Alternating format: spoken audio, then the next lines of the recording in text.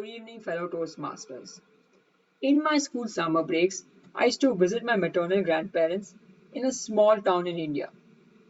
Owing to the charming weather around that time of the year, my cousins and I used to grab our mattresses and sleep on the rooftops. With nothing but the dark sky to look up to, I pondered about questions that my physics textbook shied away from asking. Among the many mysteries that this dark, limitless sky raised, I was always fixated on whether someone else was looking back at me from those faint, distant stars. It seems silly to believe that mankind was the only civilization fortunate enough to consume this expanse. In the Hindu culture, one always attributes existence to elements in nature. Following this ideology, I looked into the conditions that made our planet suitable for life in the first place.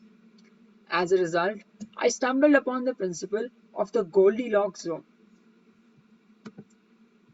Scientists identified that life as we know it cannot exist without liquid water.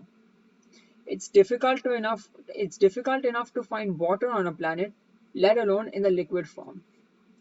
The number one factor that determined the availability of liquid water was the distance of the planet from its parent star. Why does the distance matter? On one hand, if the distance between a planet and a parent star is too far, all the water on the planet is likely to freeze because much of the heat emitted by the star is unlikely to reach the planet, making it cooler overall.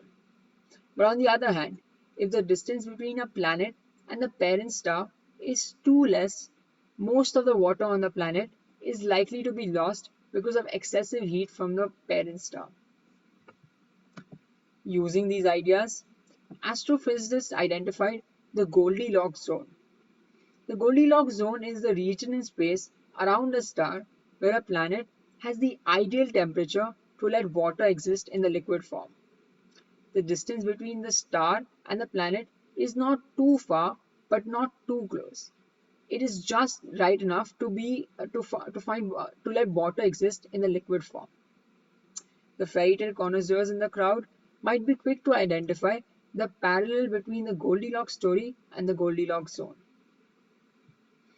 In the Goldilocks fairy tale, a young girl named Goldilocks walks into the house of three bears while the bears are away.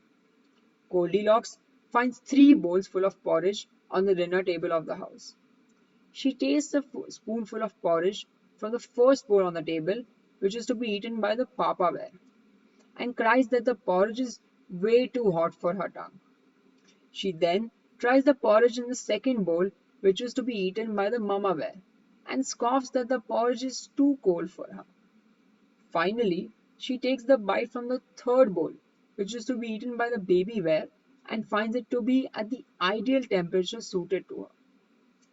Like Goldilocks, astrophysicists too are in the hunt for planets with the perfect temperature to let water exist in the liquid form. Out of the 1,780 planets that are close to our solar system, astrophysicists have identified 16 planets that revolve in their stars as Goldilocks zone. By extrapolating the data to the total number of planets in our universe, a study from a collaboration between SETI, a search for extraterrestrial intelligence, and NASA revealed that there could be 300 million planets with the potential to exist in the stars' Goldilocks zone. So why haven't we been contacted by aliens yet? Well, despite being in the Goldilocks zone, some planets are too heavy and others are too light. Some have a very large size while others are too tiny. These additional factors affect the gravity on a given planet, which reduces the likelihood of it containing life. Researching about the Goldilocks zone made me realize how lucky we are to even exist today. Life is the outcome of a perfectly engineered planet, and we are lucky enough to be in the golden spot of our sun's Goldilocks zone. Thank you.